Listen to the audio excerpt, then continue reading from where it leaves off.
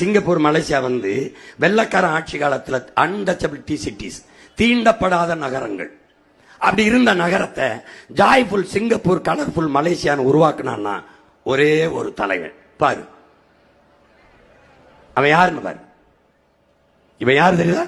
Lee Kuan யூனும் மாபெரும் தலைவன். பெரும் கனவு கொண்டு தன் ஒற்றை அவன் சிந்தனையால் அந்த நாட்டை செதுக்கினான். சிங்கப்பூரை உன்னுடைய நாட்டில் ஒரு மாவட்ட அளவு தான் அது, உன் மாநிலத்தில்.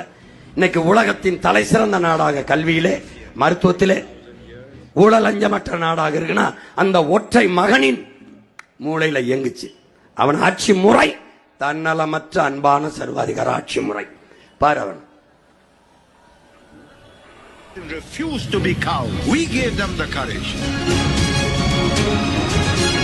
To the young and to the not so old, I say, look at that horizon. Follow that rainbow. Would you mind if we stop for a while? I am calculating not in terms of the next election. I am calculating in terms of the next generation. என்ன சொல்றாரு தெரியுதா? இதைதான் நான் தமிழ்ல எப்படி சொல்றேன்னா, அரசியல்வாதிகள் எப்போதும் அடுத்த தேர்தலை பற்றி சிந்திப்பார்கள், தலைவர்கள் மட்டும்தான் அடுத்த தலைமுறையை பற்றி சிந்திப்பார்கள். எனக்கு நெக்ஸ்ட் எலெக்ஷன் முக்கியம் இல்ல, நெக்ஸ்ட் ஜெனரேஷன். அதை தான் ஓ மகன் சொல்றேன்.